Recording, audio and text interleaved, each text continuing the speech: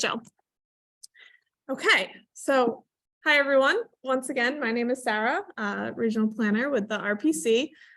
So I've been sort of working diligently on getting this regional housing needs assessment together, and I'm really excited to be able to present these findings with you guys this evening.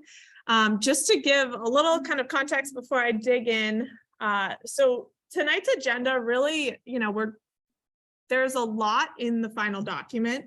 It's a very robust, data-heavy document. We have tried to pull out sort of the highlights for this evening. We're not going to get too far into the weeds on a lot of the topics where things do elaborate in the final document, which you guys will be able to access shortly.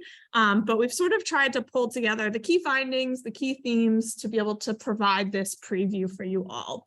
So tonight we'll take a look at sort of just the project overview, the purpose of a housing needs assessment. Many of you have probably already heard my spiel on that if you've come to a presentation of the regional housing needs assessment previously. So I'll keep that brief.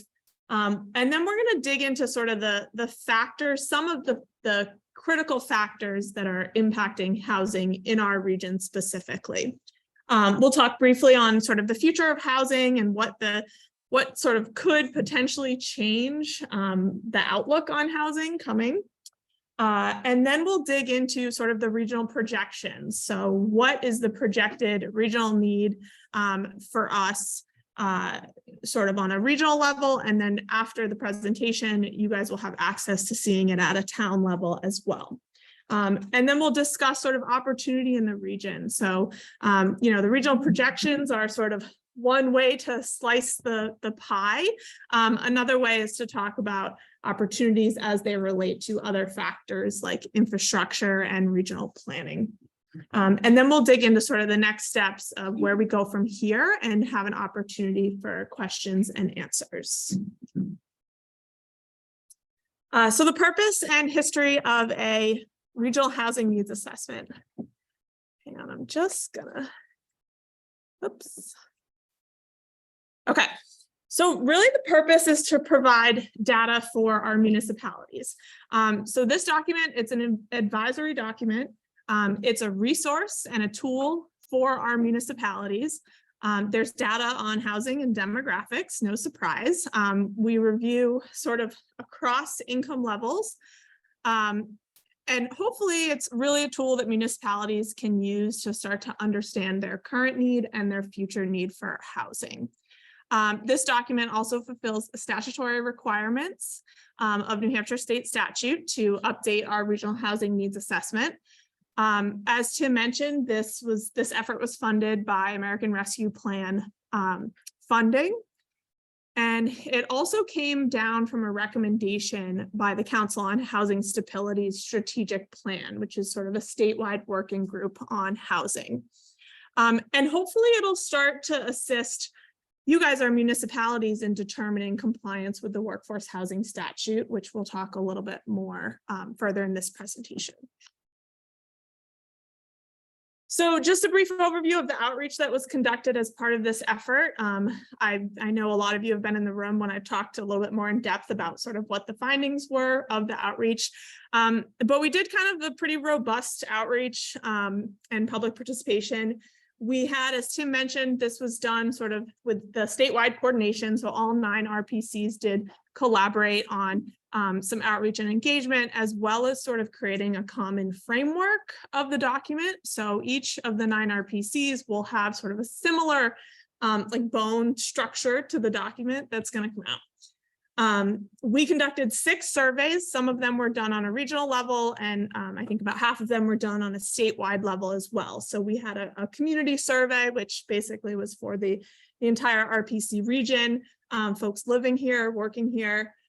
We conducted an employer survey, which specifically went out to all of the employers in the region.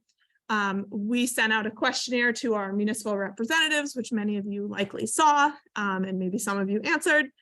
And then statewide, there was a realtor survey conducted, as well as a social service provider survey, and lastly, a landlord and property manager survey.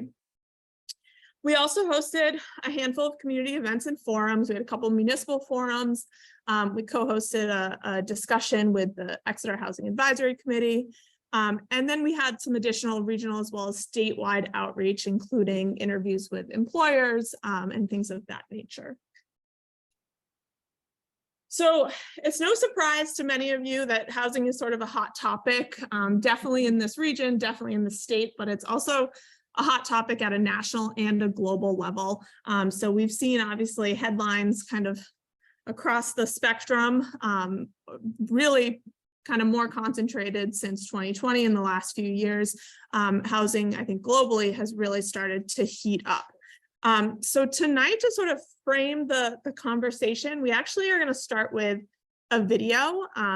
This video was produced by New Hampshire Housing and the documentarian Jay Childs.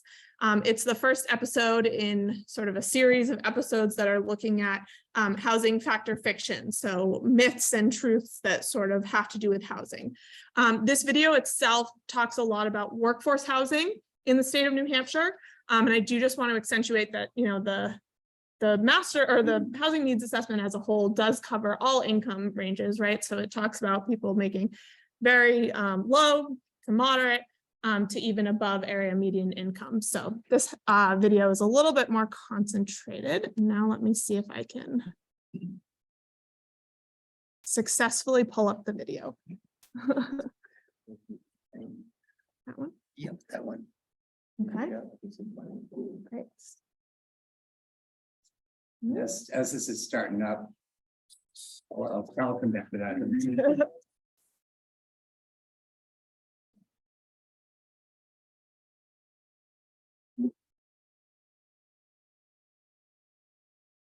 Hampshire has one of the highest qualities of life in the country, but our lack of available and affordable housing threatens this quality of life. Progress providing much needed housing can be painfully slow, and often it's pervasive myths about housing that fuel opposition. So Communities and Consequences is back on the road, where we're separating facts from fiction about issues related to workforce and affordable housing and their impact on the community. Each episode will focus on one of these myths, and we'll use data, facts, and stories from real local people to debunk them. In this episode, we will address the negative perceptions about the kinds of people who actually live in workforce housing. The fear that these are people who may not have jobs, may rely heavily on social services, may not contribute to the community, and may bring higher crime. Here is a sample of what we often hear. The American dream's not to live in the ghetto. It's not to, make ruin Pelham and put in high density housing. It doesn't make sense to me at all, Roger. I am so opposed to this whole what guys are doing. The fact is, workforce housing includes all different kinds of housing, and it's for the hardworking people and families we need in our communities in order for them to function and thrive. So we visited two communities of very different sizes, the city of Portsmouth and the small town of Lancaster, to meet people who live in workforce housing and some of the folks leading the charge in these communities.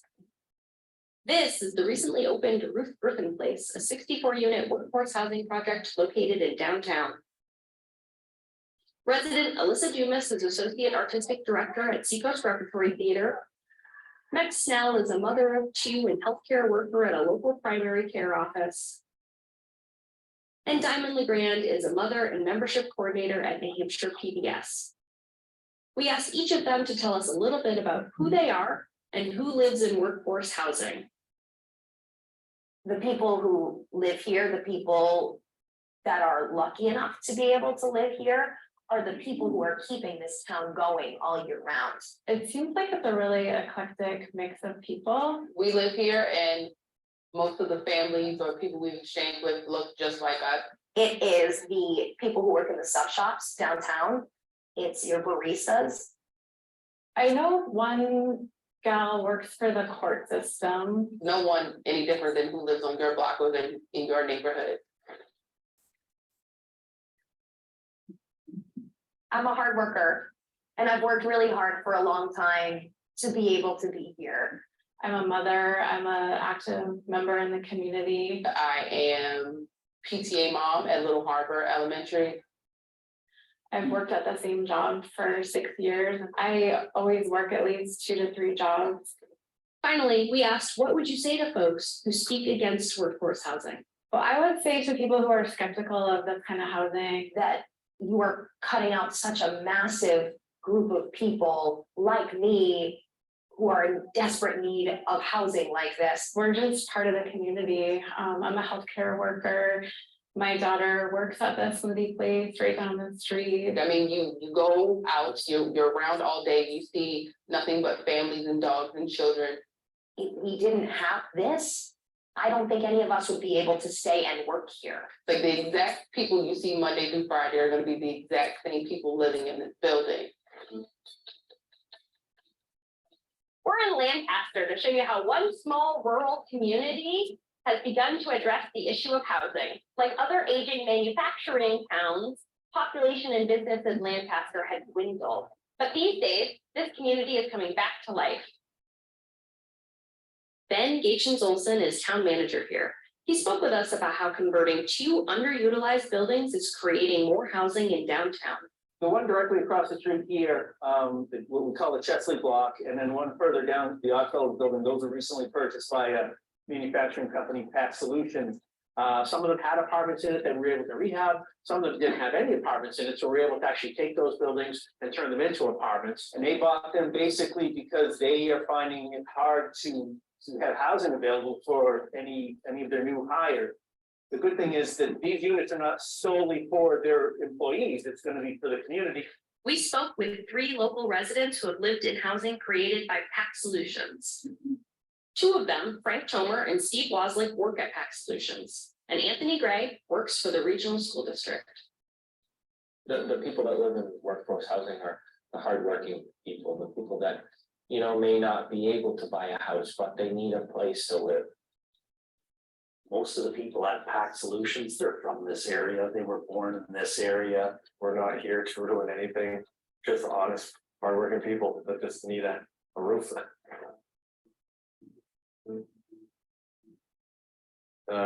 Just a family man that wants to put food on the table for my family.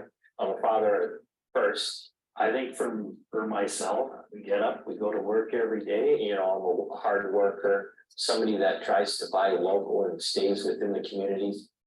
Lancaster needs more people to put down roots in town. Frank's housing story demonstrates how workforce housing can help them realize that goal. Well, I've been in Lancaster for 2 years. Pack Solutions actually gave me housing for 6 months, as well as helped me with a realtor to purchase a new home up here. I see my family not struggling. I see my family being able to not worry about if the lights are going to stay on. And I plan to retire from Pack Solutions. That is my end goal here. Finally, we asked them, what would you say to those who speak against housing? They need to do a little bit more research involving the people that actually live in housing. The more people that are around, right, the more money that's spending in the local businesses. I think it works out great for the community and everybody. I think if you're in a living environment that you're happy with, I think it translates into your work environment, and I think it's good for everybody all around. Sum it up, the people who live in workforce housing are already part of your community. They're here every day ensuring it functions. They're not a burden or a threat. They're the foundation of a welcoming, thriving community. And like you, they're just looking for a safe, affordable place to call home.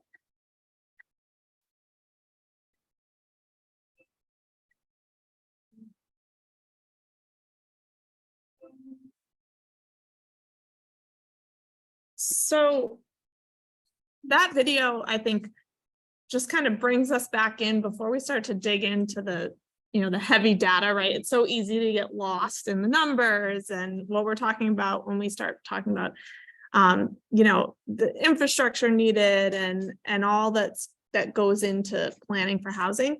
But really, bringing it back to what it's about, the people and the people that support our community and that live in the state and in the region.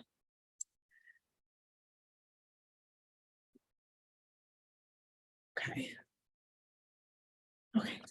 Did you? No, that's fine. Okay. You covered exactly what I wanted to say. Last time we met, I will say last time we met, I think Tricia, you were saying how this is we're talking about units and numbers, it's the people, it's the community, and you're right, and we wanted to sort of make sure that we set the stage with that human element, because at the end of the day, this is a human problem, and it's our neighbors, and it's our livelihood and our friends, and that's what we need to think about as we struggle with the challenges of developing enough housing in the region while maintaining all the things that are important to each of these communities that you represent, because you all have different interests. So that was the point of that, putting that out there first.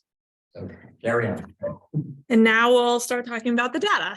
So tonight I'm going to go through sort of the factors that are impacting regional housing. These are some of the factors that are impacting housing in our region. It's absolutely not everything that goes into sort of the equation, but these are some of the kind of key findings that rose to the top of our study. So we'll go through each of these in more depth, but the overview is sort of regional population is increasing. The regional population is aging. Housing production has slowed. The cost of housing is increasing. Employment trends and in-migration are changing the housing market, and the current housing stock does not necessarily meet the needs of our communities. And then lastly, income has lagged as housing prices have continued to increase. So as I mentioned, the regional population is increasing. So you can see here sort of the solid line. And I know a lot of you have slides in front of you as well. I think we didn't quite have enough to reach everybody. So anyone who doesn't have a copy, we'll make sure we send those out to you guys first thing, probably tomorrow. And I apologize if you don't have them in front of you, but the solid line is showing sort of population increase since 2000. And then this dashed line is actually showing the projected population of the region through 2040. So over the last 2 decades, we've gained almost 21,000 folks in population. And we're projected just over the next 10 years, so between 2020 and 2030, to gain around just under 16,000, and then about 7,000 between 2030 and 2040. Our population is aging. Let's see if I can move this guy. Our population is aging. So in 2010, the average age of the region was 43. In 2020, the average age was 47. Almost all of our municipalities, with a few exceptions, have seen an increase in the average age over the last 10 years. This is important because it impacts the type of housing needed. It impacts the type of supportive services we need in the region for seniors. It also impacts what our school enrollment looks like. So a lot of factors that come in when we start to talk about having an aging population. And housing production has slowed. So building permits in the last couple of years per year have declined. But really there was a sharp decline happening in the early 2000s prior to the recession. And then the numbers production never really sort of caught up to pre-recession numbers. So while our population is increasing, we have not necessarily kept up with housing production to sort of match that increase in population. And then cost of housing is increasing for both renters and homeowners. So this slide shows sort of the jump that's happened in the last 10 years for both renters as well as for homeowners and home sale prices. So renters, the average or the median gross rent in the region jumped 47% over the last 10 years. So from 2010, it went from just over $1,000 to in 2022, just over $1,500. Median home price has almost doubled in the last 12 years, which is a pretty significant jump. This is interesting to look at when we're talking about sort of what's affordable to those making the average median income in the region. So if you're making the average median income in the region, which I'll get into income in a little bit further in the slides, but if you're making the average median income of a homeowner, you can afford a house that's $344,000. The median home price in 2022 is $527,000.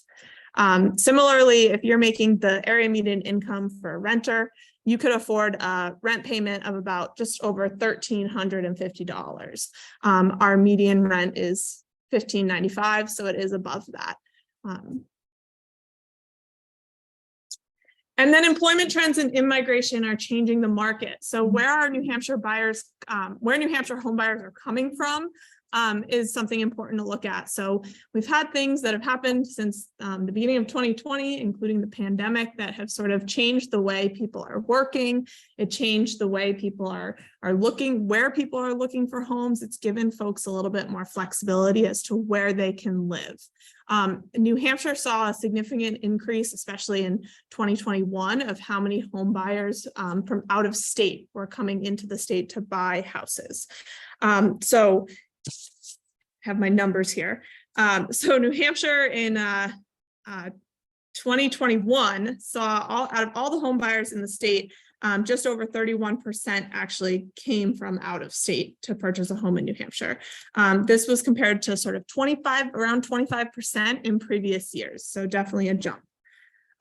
There was a study conducted in 2020 by Atlas Van Lines that actually found that New Hampshire had the 4th highest percentage of inbound moves out of any state in the country. And then our current housing stock does not meet the needs of our communities. So this is sort of a very broad statement. And by this statement, I mean a couple different things. So first and foremost, so availability of sort of houses for sale, as well as availability of houses for rent, are not meeting the demand or what we would want to see in a balanced market. So I have 2 charts on here. Regional months to absorb is the sky that's kind of showing a sharp decline since 2010. So months to absorb means how many months it would take to sell the inventory of active listings at the current pace if no new units were added to the market. So a balanced months to absorb would be 5 months if we're in a balanced housing market. In 2010, our region had a 1.6 rate of months to absorb, which is about 6 weeks. So once again, a balanced market would be 5 months. Back in 2010, we were looking at 6 weeks to absorb kind of the existing inventory on the market. In 2021, that number decreased to 1.2 months to absorb, which is, 0.12, so 0.12, very different, which is actually less than 1 week. So if we were to, no new units were to be added, the housing market continued at the existing pace, it would take less than 1 week in our region to sell off the entire inventory that's on the market. We saw similar kind of challenges in the rental market. So you can see here renter occupied vacancy rates. In 2010, they were 3.1%. A balanced market for rental vacancy rates is about 5% vacancy. So in 2010, we were already below sort of what a balanced, healthy rental market would look like. By 2022, we were at 0.6%. And then also looking at sort of the need for those who are in the low income or very low income category. I have over here sort of some numbers on housing choice vouchers. So this is a HUD subsidized rental program where you can receive a voucher to subsidize some of your rental payments. In the region, we have just over 1,000, this is 2022 numbers, we have just over 1,000 folks who are currently housed using housing choice vouchers issued by HUD. We have 55 folks in the region who are currently have a voucher, so they've been accepted into the program, but they're not able to, they're looking for housing that will accept that voucher. So not all landlords are not required to accept housing choice vouchers, and not all landlords are willing or able to accept them for whatever reason, or there might just not be a unit that sort of fits the parameters available at that time for that person. And then regionally, we have just over 1,200 folks who are actually on the waiting list to receive a voucher. So 1,200 folks who are looking to get into the program. So continuing on, cost burden, this, I know if you've been to one of my presentations before, you've probably seen this. So cost burden looks at sort of how much our households are spending on their, out of their total income, their household income, how much they're spending on their housing.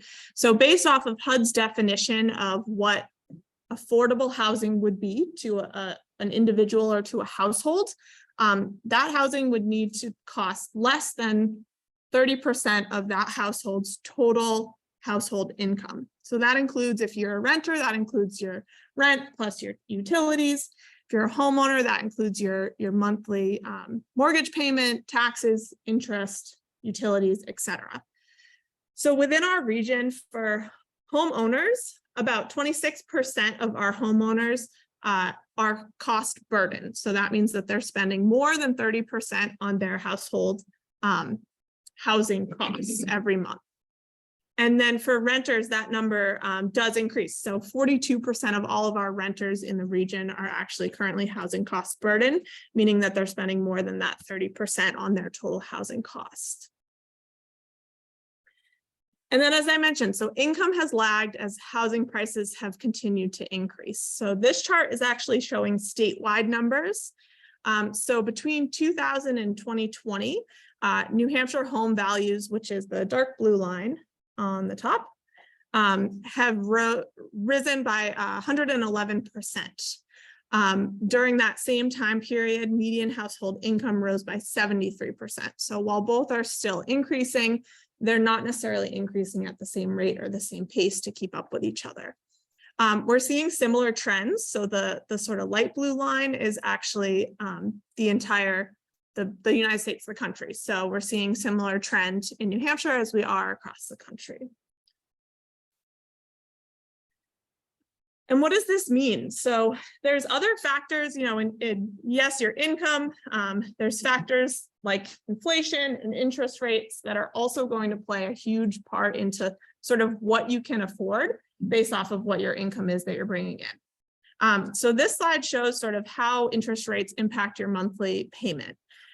So many in this room are likely to know that sort of, you know, this country has been seeing significant amounts of inflation.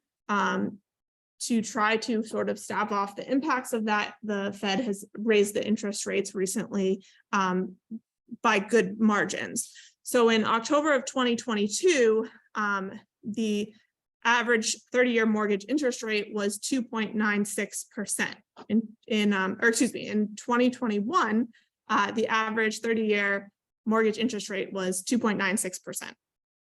In 2022, that interest rate for a 30-year mortgage jumped to 6.9%. This chart shows if we're looking at purchasing a home in our region for the median home sale price in 2022, which is $527,000, with a 20% down payment, which would be just over $100,000. This chart shows the discrepancy between what your monthly payment would be if you had a 6.9% interest rate or a 2.96% interest rate. So for your monthly payment with the higher interest rate in 2022, that monthly payment increased by just over $1,400.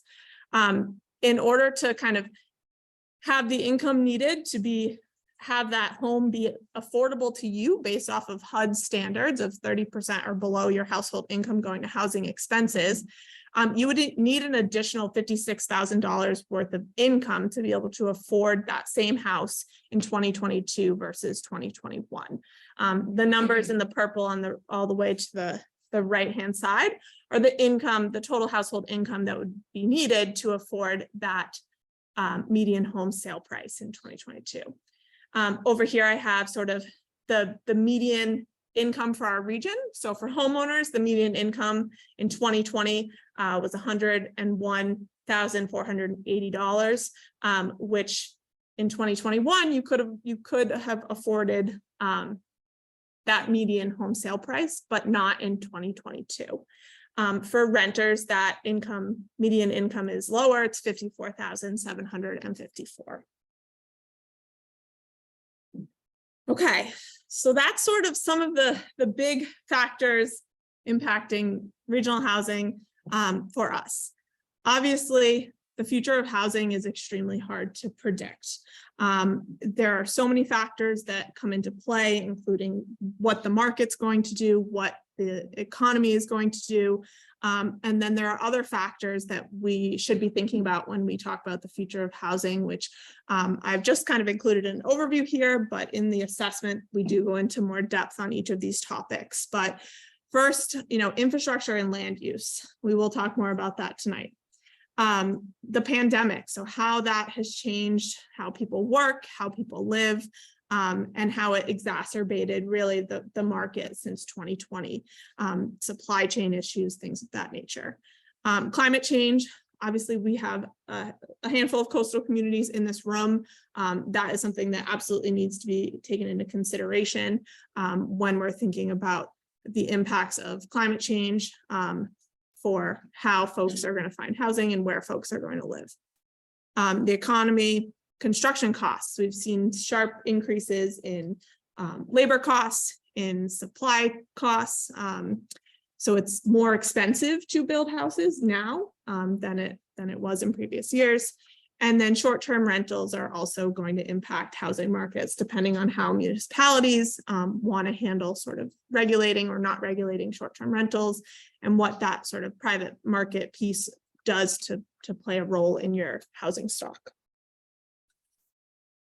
Okay, so shifting gears into the housing needs projection. So housing needs projection, this is sort of where we get into looking at what the future need is for housing in our region. So our municipalities are required by the Workforce Housing Statute, State of New Hampshire, state law, to provide reasonable and realistic opportunities for the development of workforce housing, including rental and multifamily housing. The statute states that municipalities must provide enough qualifying units to fulfill their fair share of the region's need, but it does not prescribe a methodology for calculating what that fair share is going to be. As part of this effort, in collaboration with the other RPCs in the state, we have worked with the Office of Planning and Development, as well as a consultant called Root Policy Research out of Colorado, to create a methodology for attempting to project housing needs. So the housing needs projections. So this graphic we are going to hand out after this presentation, so you guys will have your hands on it closer, because I know it's hard to read here.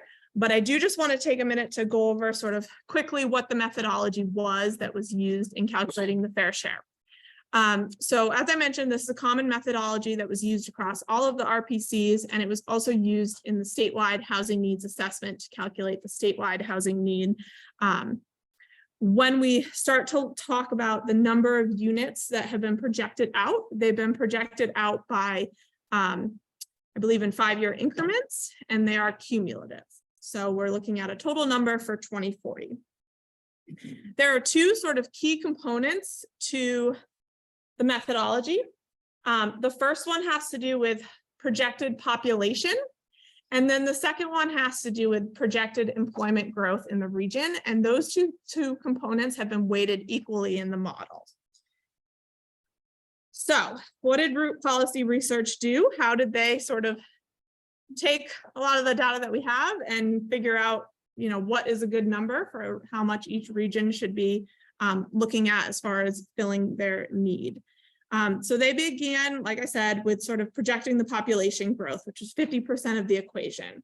So they used the projected population, which I showed earlier in the chart, which came from a demographic study conducted by a firm called RLS, which was conducted in 2022 and is incorporated into the full regional housing needs assessment. So there's additional data in there if anyone's interested in sort of digging in. They began with the projected population growth, and they estimated households based off of household formation rates by age, which they then split into two groups, new renters and new homeowners, by applying the current statewide ratio for how many renters versus how many homeowners were in the state. From there, Root Policy adjusted the number based off of vacancy rates. So they took that number and they adjusted it so that they would have a balanced vacancy rate of 5% for renters and 2% for homeowners.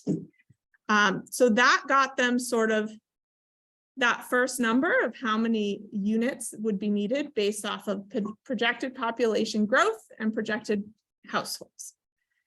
They then took into account sort of projected employment growth for the state, and they distributed that based off of labor market areas, sort of proportional to the share of each labor market area and municipality in the region.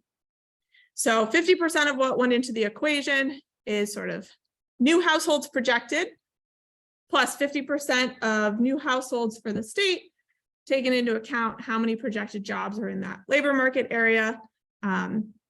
And that is sort of how they got sort of that total housing unit number, which was then distributed by municipality. So that's like a very basic overview. The full methodology will be available on our website for those who want to sort of dig into it. And like I said, this is sort of the flow chart that gets you there. Furthermore, they then broke this down by sort of area median income categories. So you'll see that on my next slide. So regionally, so these are regional numbers. So new units by 2040, the model provided us with that total number of about 14,500 new units regionally by 2040. They also provided us with how many housing units we would need to meet the demand for households, owner households making below 100% area median income, so about $101,000, and those making above area median income. So it's further split out by homeowners. And you can see here, so those making above area median income, there's still a need for about 5,600 units. And those homeowners making below area median income, there's a need for just over 4,000 units. For renters, we're looking at renter occupied units. So there's a need for 4,944 total renter occupied units. And then those have been split out to show renter occupied units that make below 60% area median income for a 3-person household and above 60% area median income for a 3-person household. And we can come back to this slide once we start talking about questions. I'm sure there's going to be questions. It is confusing. Yes. And we can't really talk about this model without talking about the limitations of this model. So there are factors that were excluded from the model. One that's a big one that would likely impact this region in particular is seasonal units. So the model does not take into account seasonal units. It does not take into account units in poor condition, so units that maybe should not be on the market due to the condition of them. And it doesn't take into account demolitions that might occur of units. So if a multi-unit housing development is torn down to build new houses, it does not necessarily take that factor into account. And then, as you all probably know, housing markets are really difficult to predict. There are a lot of factors that are really unknown at this time that we can't necessarily factor into the model. This is using the best possible data available at this time. And the model is based off of future projected growth. So it's not necessarily looking at what's existing on the ground. It's sort of really difficult to evaluate point in time, especially when you start to ask about what is available based off of income ranges as well. So in addition to sort of the housing projections is one piece of the equation, the housing needs assessment also talks about housing opportunity and barriers.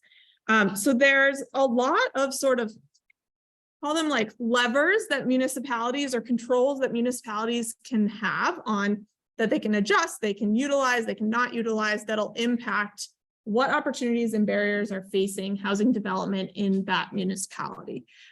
These things can include land use regulations, various policies, maybe tax increment financing, opportunity zones, transfer of density rights.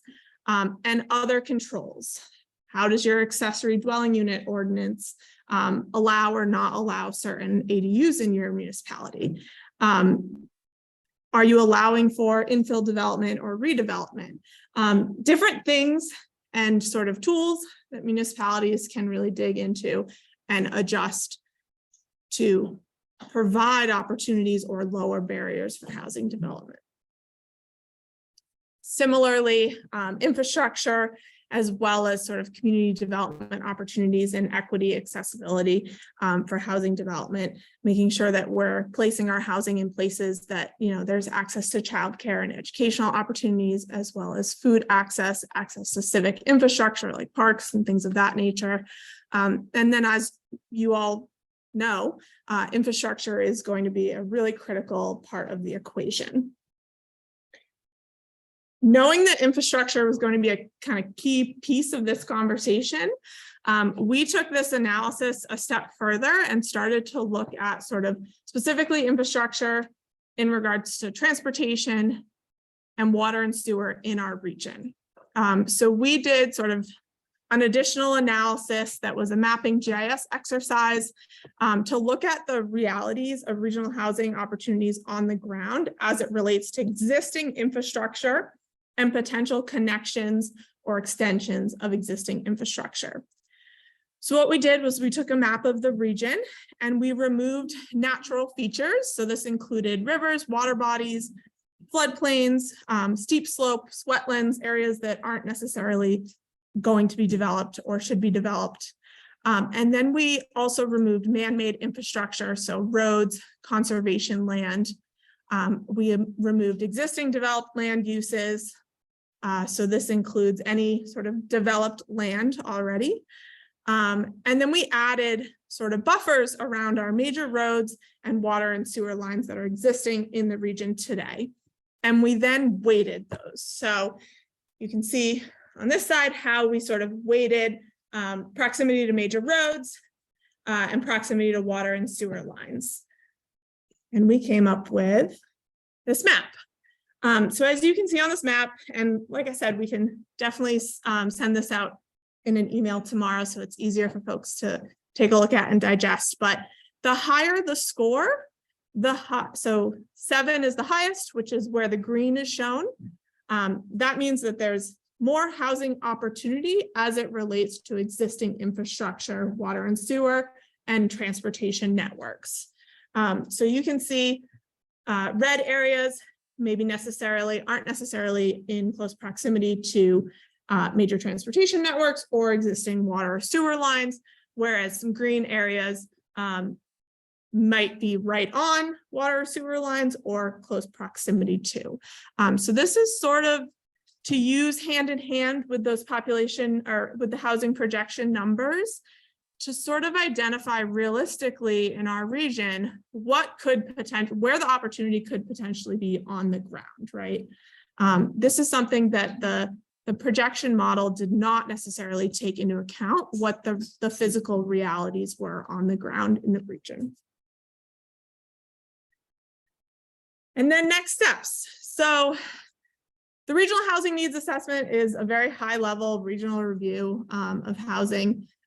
There are certainly next action items that regionally we should be taking to continue the conversation. Statewide, there are additional action steps that are sort of in the pipeline. And then locally, municipality by municipality, can be looking at specific sort of next steps that they're able to take. So statewide, there's currently a toolbox being developed, which is an effort that will look at sort of what's available out there to support housing development.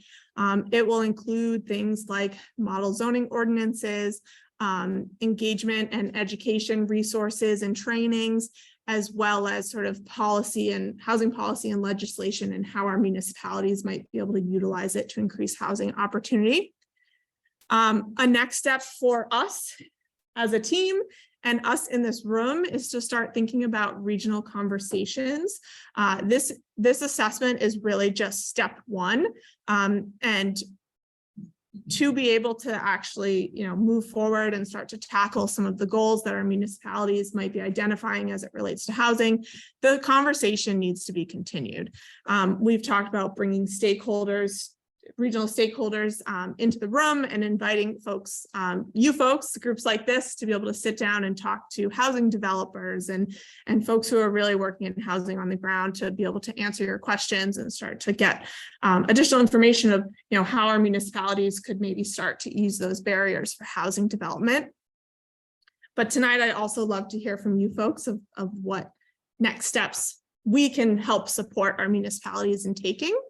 And then local actions. So determine on a community by community basis, our local municipalities should identify local housing goals that are targets for addressing in the future, and should be utilizing this housing needs assessment in that process. In the assessment, we have sort of outlined an overview of like a menu of sort of possible next steps that might be taken on a municipal local level. And this might include sort of connecting with our neighboring municipalities for regional conversations, looking at specific economic development that supports housing, so working with our employers, reviewing local land use regulations for housing opportunities. So those are sort of those levers that I touched on briefly. And then reviewing opportunities for municipal land acquisition or infrastructure financing to try to sort of expand that housing opportunity, that green area that was being shown on the map. And then community education and engagement, as we saw in the video early on, there's a lot of sort of misconceptions as they relate to housing, and to be able to bring in our community members to start to have these conversations of what housing might look like in your community, how it might look different from another community. Those first steps are really important. Potentially updating sections of your local master plan as they relate to housing, starting a housing commission or advisory committee, or conducting sort of a housing needs analysis on a local level. All could be great sort of first steps, and each municipality is going to be different and unique in how they want to start to look at addressing and tackling these goals. So for tonight, we'd love to have sort of a conversation and start to answer some questions. We also have an opportunity for you all to submit input if you want to take it home and sort of digest either written input on the handout, or you can go online and fill out a form with written input as well. And we'll be compiling sort of a frequently asked question document that'll hopefully address a lot of folks' questions. And I'll hand it back over to Tim. All right. So what we thought we would do is take, I don't know, 30 minutes or so, if we need that much time, to have a conversation about your first impressions of where things are at with housing, with what was presented tonight. And I'll try to get that going with a couple of ground rules. Hopefully we can keep the conversation at the high level for now. If it's something very specific about your community, might be better rather than us getting into the weeds about one town. Put that into your questions and comments, and we'll get back to you with a response that way. But let's start things off on that high level. And I guess just sort of to set the stage, how many of you have been through the regional housing needs process before? My commissioners have been around for a while. Throw your hands up, right? You've all seen this, and I think you all know what tends to happen is there's a bit of an obsession with the fair share table, right? And as Sarah discussed, it's a pretty complicated model that was developed this year and in this assessment. But it's one scenario, all right? It's not a mandate. It's not demanding that, any one town build this many units by 2040 or in those 5-year increments. But it's a guide with a defensible methodology and data to support where we think we need to be in the future. Doesn't have to go that way, and I don't think it will go that way. I think realistically, those of you that have been through this before, we've seen the tables come and go, and we haven't met those numbers. So what I'd prefer to do is get the conversation going rather than focusing on those numbers. How can we work as a region? And in part, that's where that additional GIS analysis came from. Because it doesn't necessarily make sense to push lots of housing into Southampton. It's no infrastructure, it's not exactly the best location from a transportation perspective. But since we're here in Stratham and I live here, I'll pick on it. We have opportunity here in Stratham, and I know the town has tried multiple times to get water up the corridor here, and there's a real opportunity, and that's the type of thinking I think we have to work with Exeter and work with Stratham, work with Greenland and Portsmouth to tack onto that infrastructure and get the density where we can get it. So with that, I'd love to hear your thoughts, if anyone has any thoughts or questions on where things stand. And we will be handing out at the end tonight the flow chart for the methodology and the numbers in a little bit more gory detail for each community. We have about 25 of them. Yeah. I made enough for whoever RSVP. So if you didn't RSVP, you don't get it. But we'll email it to you. We will, everything is going up on the website. In fact, the appendices to the document should be up there this week or next.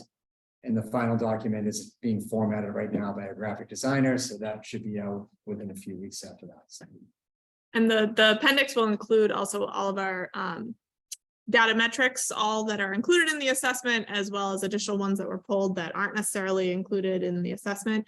So for those of you who are starting to work on master plan updates or looking for updated demographic data, those tables will all be accessible for you as well. I saw Tim Moore, and then can you stop the share in case I have some people? I'll come to you as well. Tim, go ahead. Well, maybe this is looking at more at step two. But I think part of the reluctance that we all have in providing affordable housing is that whatever subsidies they get, financial or density or whatever, the ownership changes, and then all of a sudden, all those affordable houses now are selling at market rate. So I think a good enabler would be to form some kind of a regional housing authority, which would operate and maintain those affordable housing, so it remains affordable. I think that's a big barrier for people to give up. Let some of the subsidies because it doesn't help them in the long term. In the hole. That's a great point. I think I'm sure Dave Sharp was some houses units out on Watson Road in that area on Watson Road at one point were built as affordable, I believe. And I'm not sure if they still are. No, they still are. They still are. Yeah, enforcement's a little bit of an issue sometimes because no one's really tracking it. Right. It is condominium sales, so I think when you do sales, it's much easier to administer because it has to go through a process and they don't change hands. Rentals are a little trickier, but those days on sale, there were people that moved out and renting them at market rate and nobody knows. Right. So I'll be, it wasn't the majority, there was a couple out of it. Good point. So Tim, I would put that in your comments and your written comments. I'd love to have that documented. Tricia. I want to start even higher than actual homes. One of the things that every person sitting here is water. And DES put on a presentation a couple of weeks ago that was talking about how we can protect our own private wells as well as the problems with water. And one of the things we're going to have a problem with in our town is water. It's one thing to say and decide to be structured, but impervious surfaces wrecking water from aquifers, and that came in our town having a water problem affects every town downstream from us. So at a higher level, is there anything in the state that says water, which everybody, every single person, every single client, how much water do we have in the state? How much is in our aquifers? And what's a realistic number to say? We can talk numbers of how many people we're going to put in the states, but how much water, clean, potable water is available And as we put in all the developments, warehouses, businesses, impervious surface, how much water do we lose at the rate that we're putting in? And the second problem I have is that we sit here, all of us. I feel that we're being led by the state and that our autonomy as individual towns is lessened. House Bill 1661 rubs me very much the wrong way. So does the House Board of Appeals, which seems to me that our own state legislature put a side body to go against our planning and zoning board. That I think that we town people here have the best knowledge of how their towns are, and we have a separate body at the state level that can go around us. I think that, you know, at a high level discussion, we need to make sure that our towns have the infrastructure, water being the number one. And if we have a drought, the ES has been doing studies and showed they had 100 wells above Franconia, not still that they haven't got to get water. Now, everybody would think up there, they had plenty of water. They had 100 wells, they said they didn't have water. That's a problem. And if we go forging ahead, when you pick your head up and go, oh, that's catastrophic. And I know right now, looking around, and our town water is going to be a huge problem.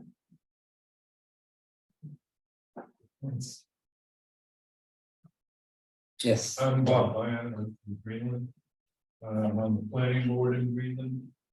And we have some challenges too. First, I want to say, I think Tricia's point, Alexis, we should be able to find out from somebody how much water is in our aquifers, and is the volume increasing or decreasing? And will it support the growth numbers on Sarah's chart? That's a big mystery right now. Secondly, we in Greenland feel that wastewater infrastructure is our biggest limitation. Everybody in town is on private septic systems, and if we're going to put workforce housing in that has a chance of being successful financially because of the because of the real estate market, we would have to put in high density, and to do that we would need sewage. We don't have it. So my second question is, are there resources available to help us with sewage? Yeah, that's it. I think that we'll not getting into the weeds on that, but the short answer is yes, there are resources out there. And I know Stratton, maybe you could share some of your experience with what you tell with Greenland at some point in the near future. Jen, did you want to mention? I think there's open. So I will say for the question regarding aquifer capacity, DES and USGS certainly do have the availability of the quality and quantity of the aquifers there. But more specifically on a local level, many of our towns are subject to the MS4 permit requirements and have been required to adopt certain standards to help increase recharge from impervious surface. That's actually generally almost a higher, it's a better issue to tackle if you're worried about quantity going back into your aquifer than necessarily about the wastewater and sewer system versus septic system issue, but more of an issue is actually the quality of the water to begin with. We have a lot of potential contamination sources or existing contamination sources, and ensuring that your land uses and your regulations are helping to curtail those, particularly going forward. That's really your best bet, is to make sure the water you have in your town, because we all share the water, is staying as clean as it can. Just a point where I was going to continue taking questions around the room, and just for the folks on Zoom, I will come to you shortly. I see Chris Cross has his hand, so I'll get to you in a minute, Chris. Any other thoughts, comments? What's going on in various towns with housing? Oh, Jen. Can I ask a question? Yeah, Jen. Quick Go one. How many of you in your towns have had conversations about housing? New housing proposals, new housing? How many of you are on your planning board and have had those conversations outside of an application? So the conversations are starting. We need to talk about it beyond just the boards, beyond just the towns. This goes across borders and it impacts all of us. So I'm glad that those conversations are starting. What questions have you been having come up? Because I think it's related to what we're talking about. John White from Sandown. He was talking about workforce or affordable housing. The question that keeps coming up is what is that number for a house unit? I know you said 30% of a certain. Outside of units being deemed restricted, but I think you guys might have been talking about. What keeps the builders at a price point? Because I know you want to go too far into the weeds, but I know there's a project in my town that's kind of getting approved. Maybe 30 years ago, they approved this 80-acre lot to have 24 single-family houses. It would have conformed to the current neighborhood of all single-family houses, cul-de-sacs, average streets. The builder came in, updated the plan to turn it into 48 townhouse style units. So it's basically doubling the size of the project on using the open space, so it's condensing it. I can guarantee you none of those units are going to fit into the price range that we're talking about. They didn't do it. They used the word workforce housing in every other sentence during the presentations. But I know it's profitability. They're going to double the amount of money, and I don't think it's going to help a whole lot of blue collar people. How do we keep some type of local control on what gets built in the town?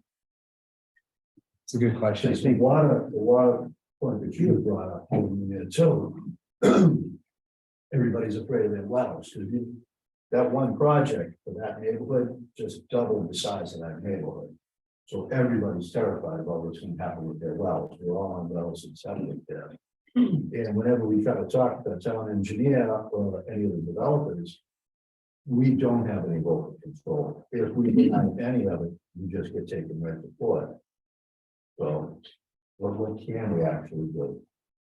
And I can add a couple comments. So one, the workforce housing statute does define workforce, what is considered workforce housing. And it actually, I should have mentioned it in my presentation, it is those thresholds for renter households.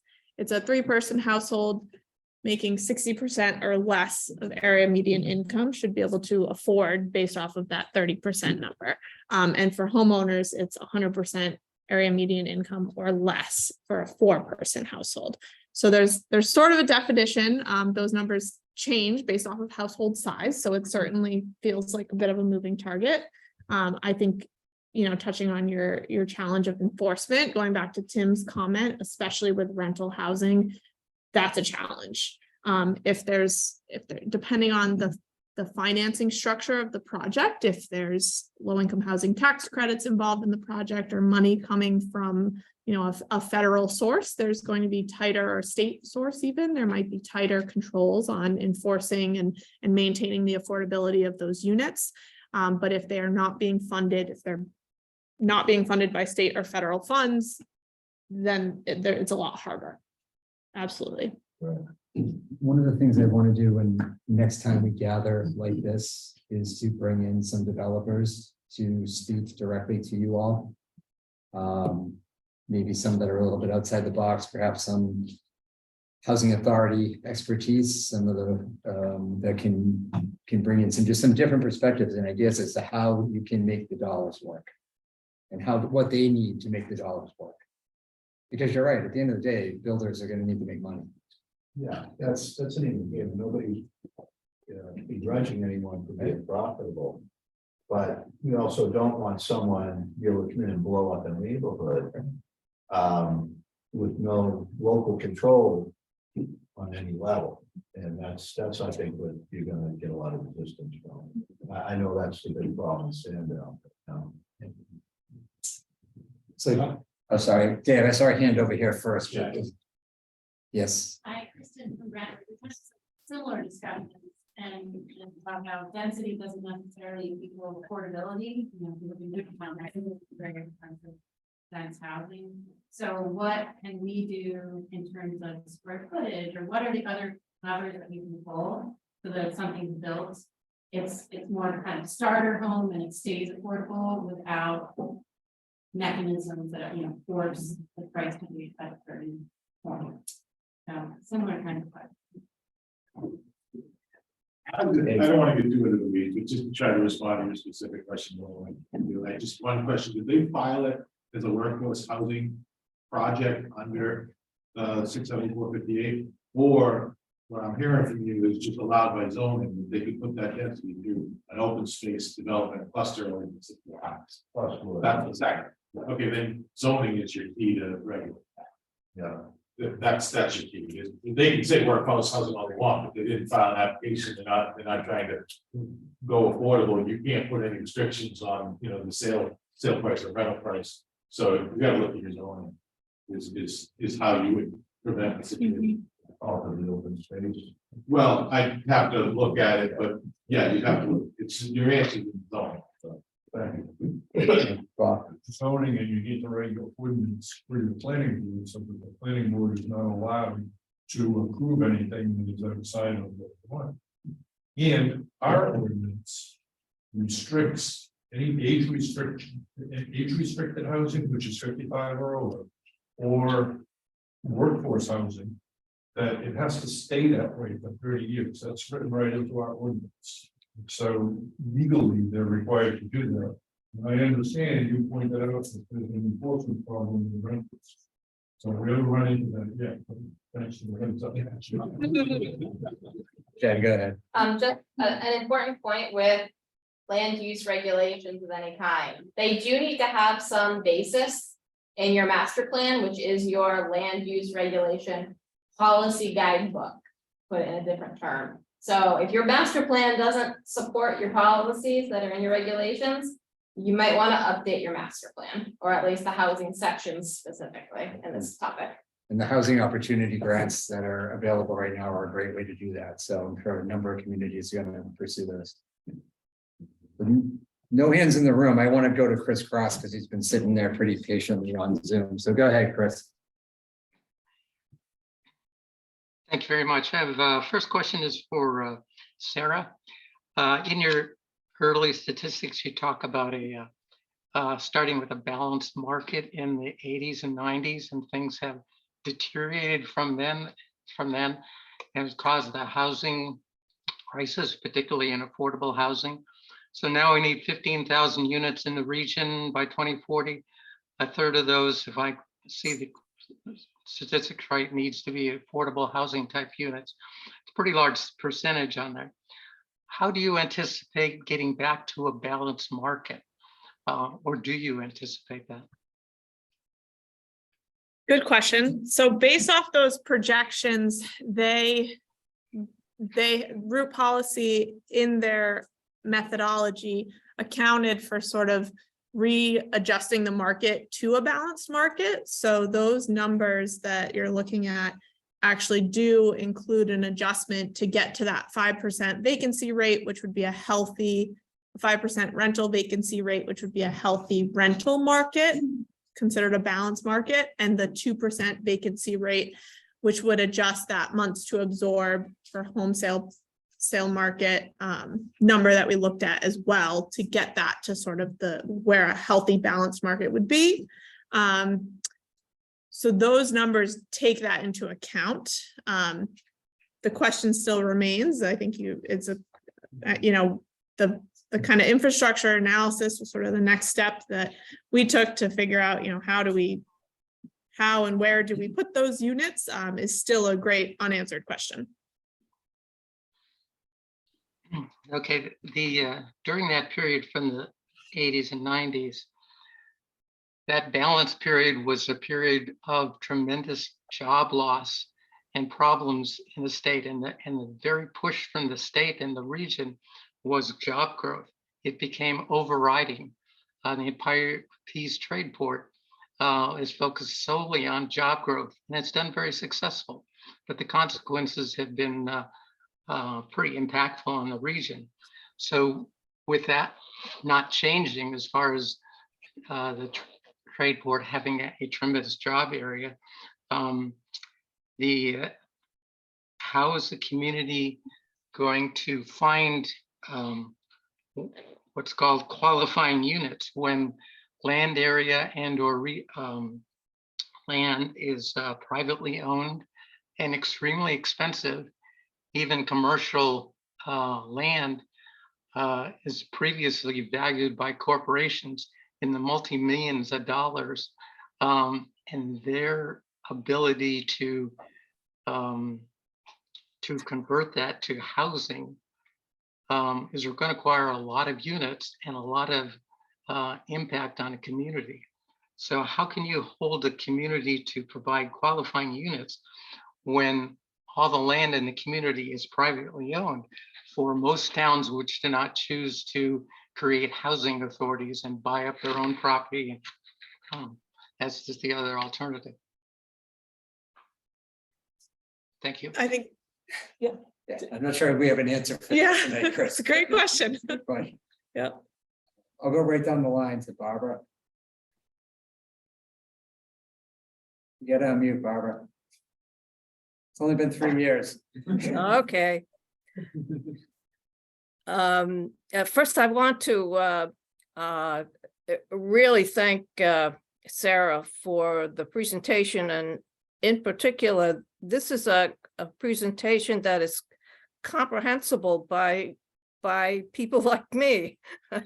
I thought it was really very well put together and not so complicated or full of numbers and things like that that make it that are valuable, but make it hard to have a community conversation. So thank you, Sarah. So that's one thing. The second thing I want to just bring up as a focus is that it's not just developers. It is some of these large businesses who may very well be willing to participate in developing workforce housing. This is not new to New Hampshire. It's happened before. But you want to involve them because not only may they have the land, but they have the money. And they need the workers right now. This is a tremendous, it's a problem. So in part of the conversation, Tim, I'm just suggesting that when you bring developers in, you might want to bring a couple of large scale business folks who really have a need for developing workforce housing. Another point that I would just raise is that in the process of describing the whole situation, I think it would be a good idea to think about reuse of buildings, whether they're mill buildings or school buildings. I've been involved with that years ago, but it can be smaller buildings that can be outfitted for 4, 6 units, and they're empty. There are areas where they're empty. So just to kind of roll that into the mix.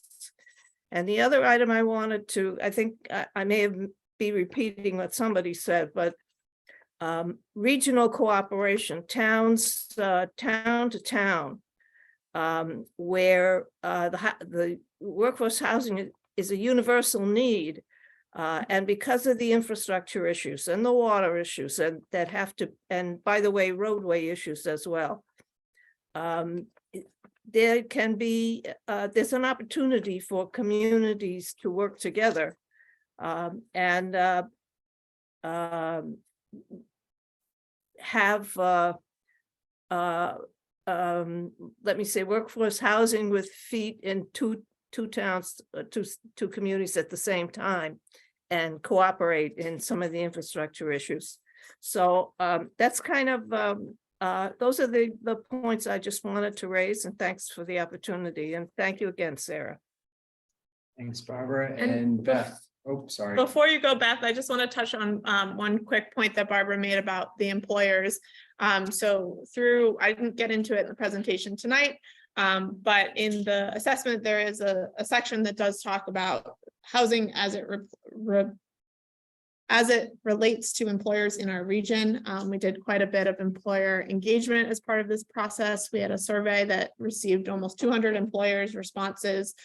We also interviewed some regional employers as well, which is in the report. So more on that to come if you're interested. Absolutely. There's some more information in the report. Beth. Thank you very much, Sarah. Hopefully. You just muted yourself somehow. Back to mute. There you go. All right, now maybe you can hear me. Thank you so much for the presentation and for playing the video. That was at my request, for the record. Don't blame RPC. I wanted it played. And not just because it highlighted Portsmouth, but because it truly highlighted what workforce housing really is. I saw it at the very first time at a larger conference out in Manchester, and I thought this is exactly what this region needs to understand, is what workforce housing really is. I think Portsmouth is trying to do all they can, but eventually, as much as I look at all the land even the city owns and to try to expand, a lot of it's in conservation, a lot of it's in wetlands, and we don't have a lot of dry land to build on. So tomorrow night, we actually have two work sessions going on, one of which is going to explore what the Portsmouth Housing Authority can actually do at where the Lister Academy, the old Sherburne School, sits in our city, which is just over 5 acres with an old schoolhouse. The students that are there now are hopefully in the next year going to be moving to the community campus that we just bought. And then we also do have at least a few acres out of the 30 or so acres we have at the community campus that could build on. So we have some options, and we are exploring all of those and trying to be very thoughtful and careful about doing it. But I want to reiterate that the regional conversation really needs to happen, that all of us need to consider. Everyone, we have several towns that abut Portsmouth on all sides, and we're willing to have that conversation. And I think that we really need to have that one in order to expand, because almost 15,000 units just in this region is almost unthinkable, considering the fact that I've been told 20,000 across the state. So we have a really big burden to be able to keep up, because we have a lot of industry in this area. I love the idea, Barbara, of bringing in some of the regional bigger employers to talk about this. I know that there's several even at Peace Tradeport that would love to talk about this. We as a city invest a lot of money in infrastructure. We just spent about 90 million updating our water treatment facility, and we're in the planning of updating and expanding our Peace water treatment facility. So we are trying to make the strides in the right direction to try to help cure this. And I just want everyone in this room and on the Zoom to be able to join us in that fight and be able to move forward.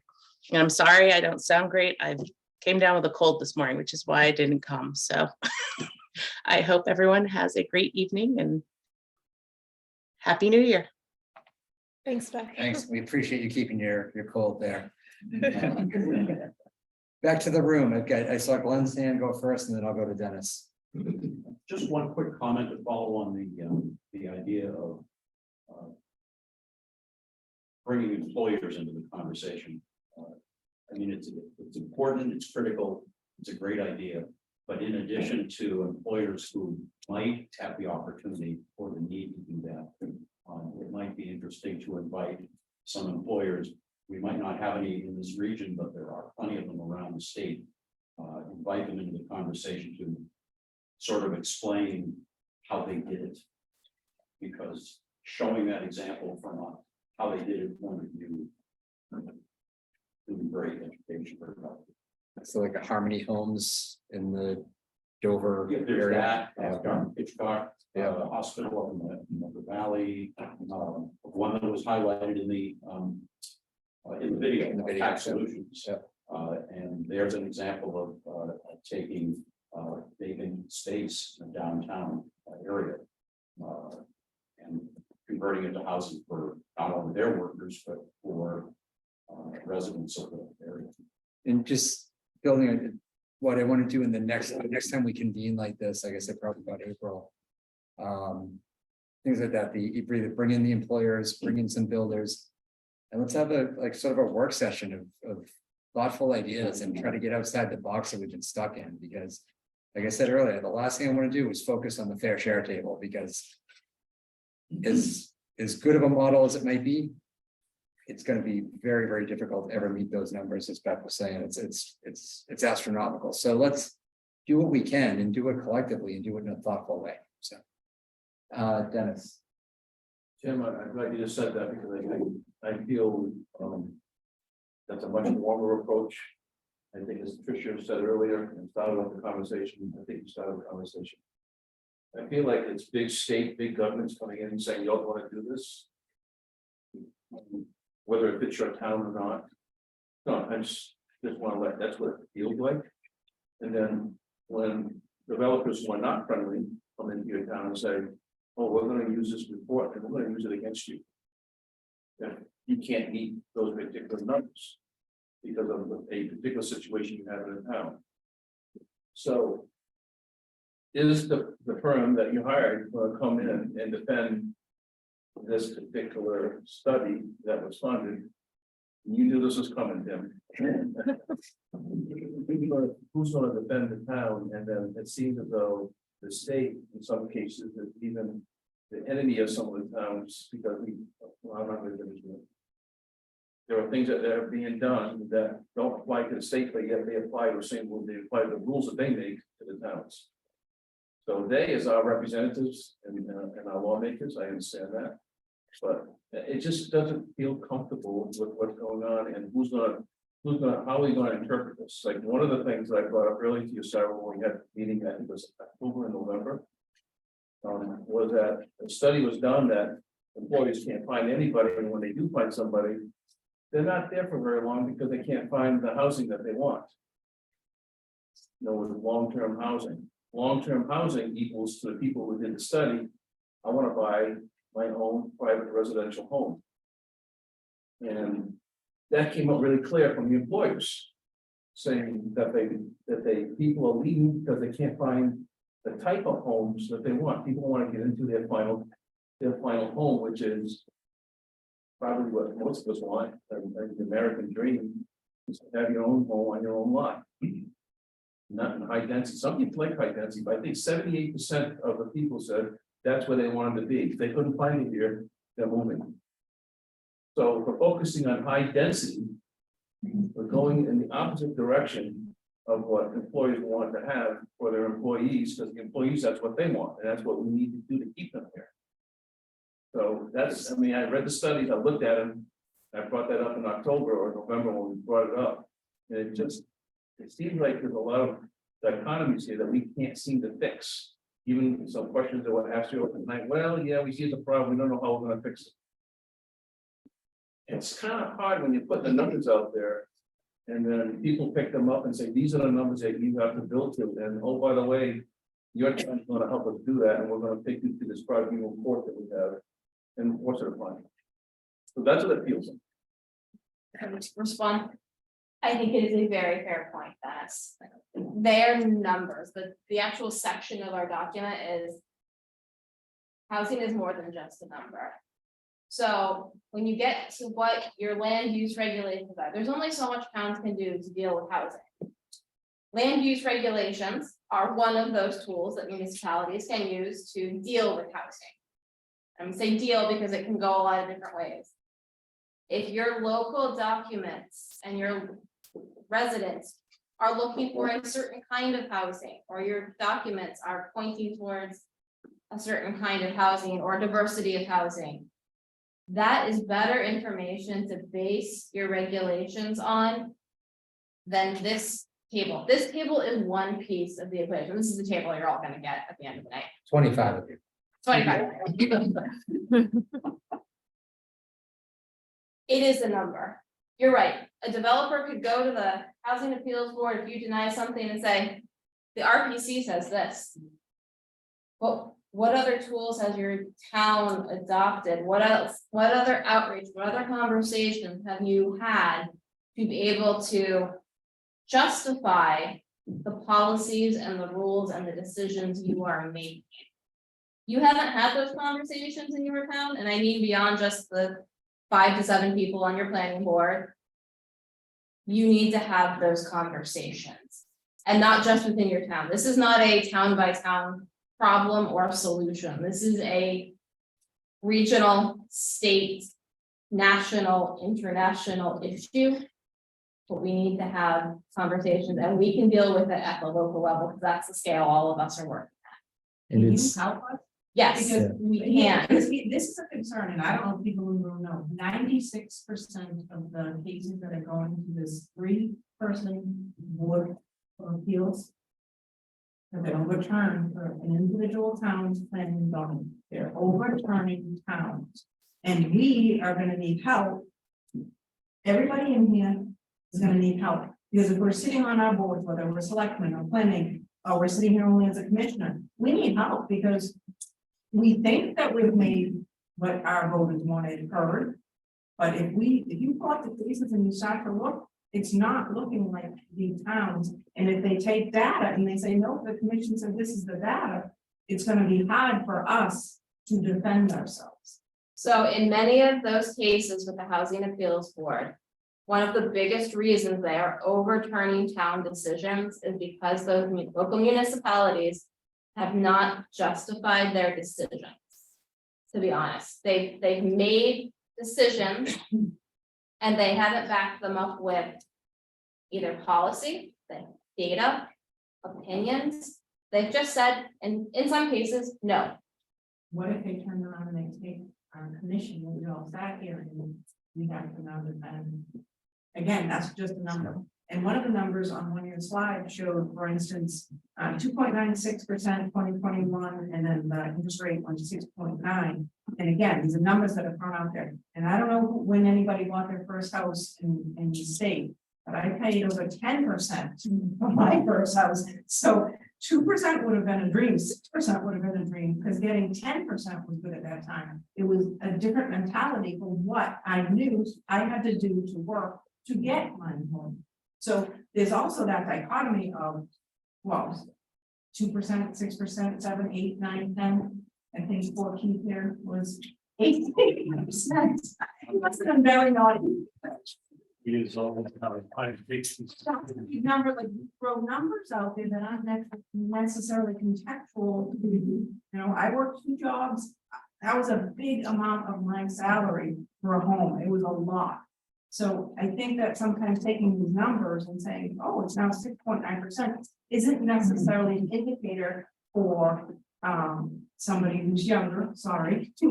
Some of us are at the other end. And I sit there and say, am I gonna work my whole life and get taxed out of my town on the other end? Because that's more and more what it's starting to look like, is my taxes now, because my infrastructure is gonna go through. So I work my whole life and I get taxed out of my town. So just to reiterate, there is some of what municipalities can control. And on, most of you are planning board or ZBA members, if you're on a local board, if you conscom or select board. There are some tools you can use. There are other things that are wildly out of your control. Let us help you with the tools that can be used to help address a regional, local, state problem that also better fits your community. So let us help you with that. We cannot completely solve this problem. That is, I think, fair to say, impossible And I'm for not us to even do. saying it's your problem. Yep. I'm saying, I think everybody here, we're gonna need help. Just elaborate a little bit about, what's it called, New Hampshire Housing Board? The Housing Appeals Board, it was brought into the state 3 years ago. And it effectively is allowed to, instead of going to Superior Court to oversee local municipality decisions, the Housing Appeals Board is able to take developers or take cases that specifically really deal with housing, although it can be a little bit broader than that, and basically act as court and jury for those appeals. It's meant to be a more streamlined process. And who appoints those people and who are they and what their backgrounds? One wants to be a real. We have experts back here. We have experts back And lawyers. A lawyer. There's, Yep. yeah. And they're But appointed. it's still, but it's in lieu of Superior Court, in a lot, so Superior Court's a swamp. So they're taking a lot of the cases that have anything to do with housing, they throw them over there. But it still doesn't negate the Supreme Court process. So the Supreme Court appeal is always still in place. So it's not an end all be all. You still have the Community Supreme Court appeal after that, just like you would be with the spirit. Bill, I know you're chomping at the bit, so I'm gonna let you. I'm say something. only chomping at this because I think this has gone way off into a path in the weeds that is not as directly related to the topic we're supposed to be discussing. I mean, I could talk about the housing appeals board until everybody can get up and leave. I can guarantee you that, by the way, I think Tim verified. But I think we have to get closer back to the topic, and I'd like to make a comment if I may. And I hope we get us back to it. If I could, listening to what everybody has said here, I kind of boiled it down to a stream of reasoning that is admittedly very limited in covering everything said, but the logic kind of goes like this as I listen. You've demonstrated clearly that we have a supply problem. We don't have enough housing, particularly affordable housing. Okay, that leads you to the problem many have mentioned here, that what developers are in the business of doing is returning income on their investments, on their ROI. And they will argue that they do not build affordable housing because they can't build densely enough. The solution, I know that's oversimplifying, but the typical solution is give me more density bonuses, whatever you want, and I'll give you more affordable housing. And that drives then to the issue of municipalities need to change their zoning and change their development regulations. And I had a very interesting experience in 2 years or 3 years of working on the Economic Development Committee in Northampton, on which we had 2 or 3 developers, I don't know how many, but one very prominent, very outspoken, long-term resident of the town.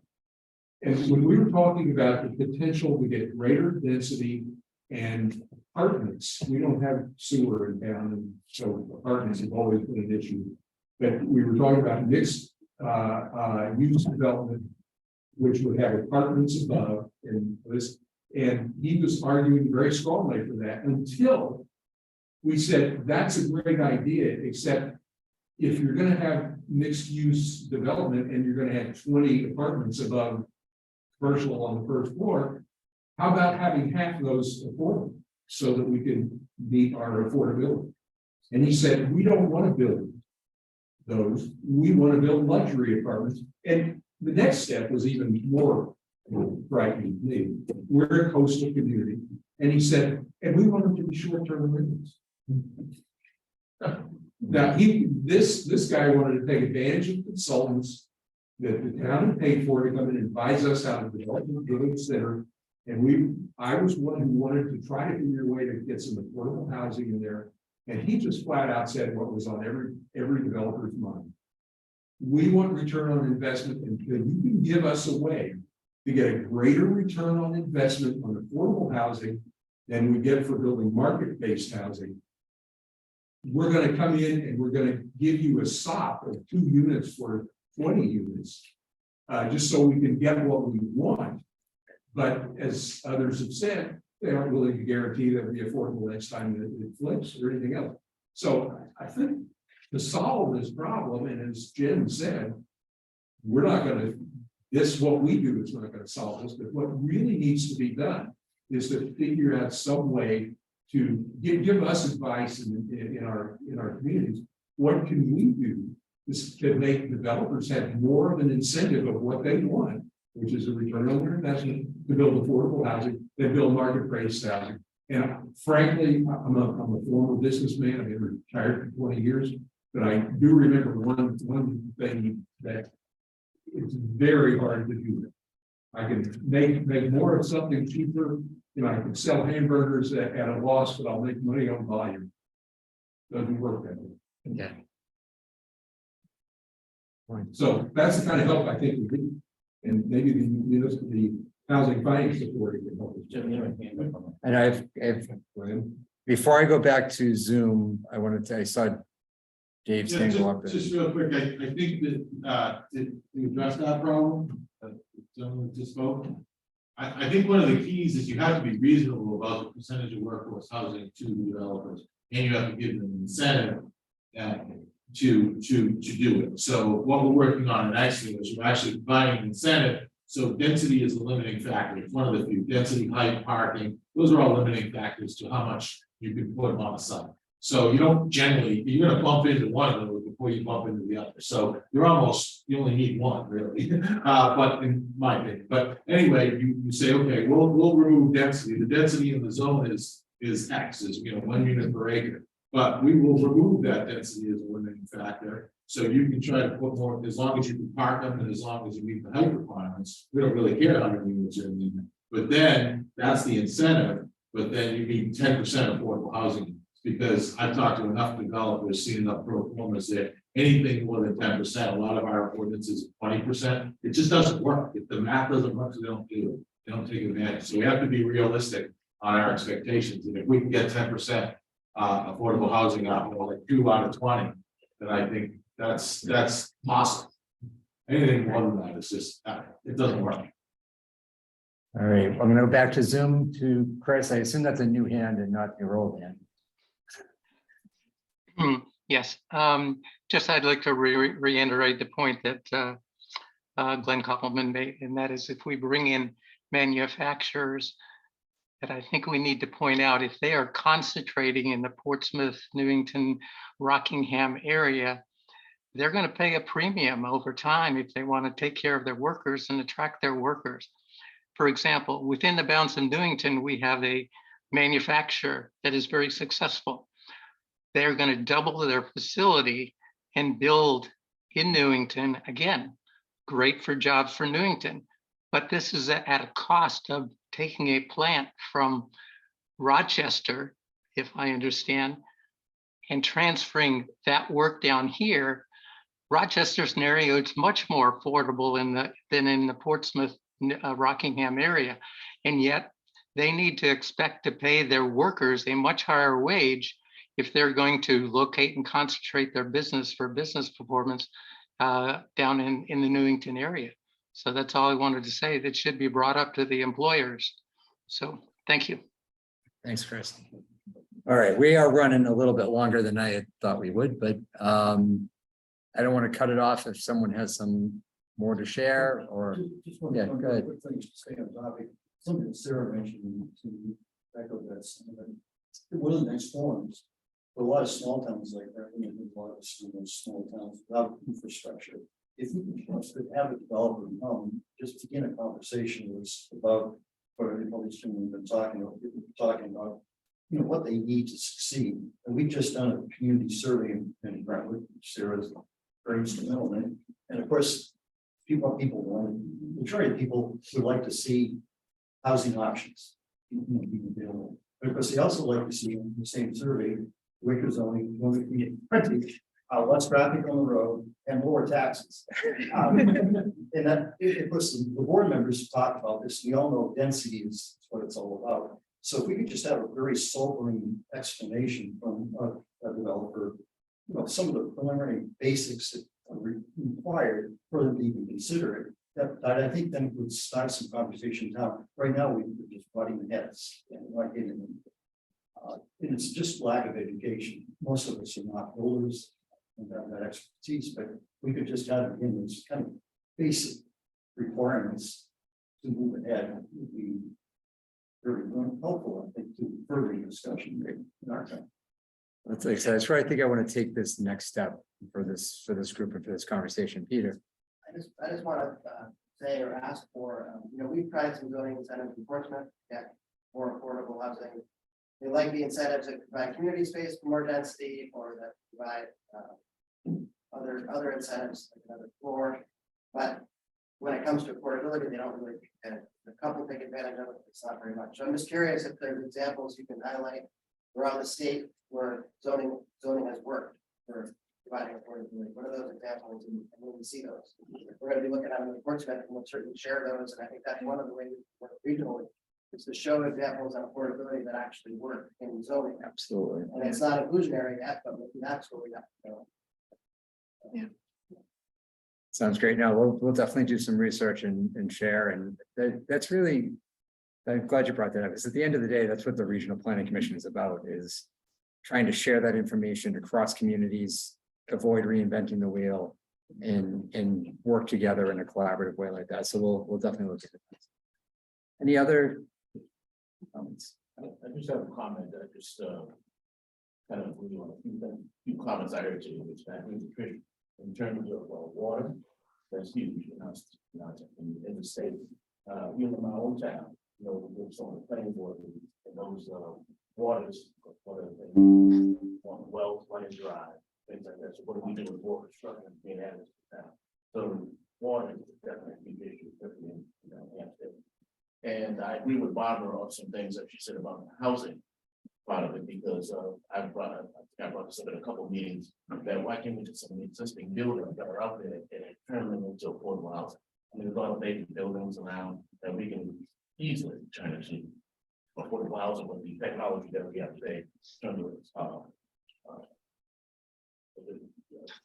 electricity, things like that, solar panels and things like that. So there's a lot of the structure is there, but just convert them into affordable housing. And the other thing too is the video footage I was watching earlier. Now there's an extended version of that, because I've seen that a year ago at the music hall, and they showed the whole extent, the whole version of it, and they showed my housing that I think that somebody did some affordable housing up in Berlin, you know I'm saying?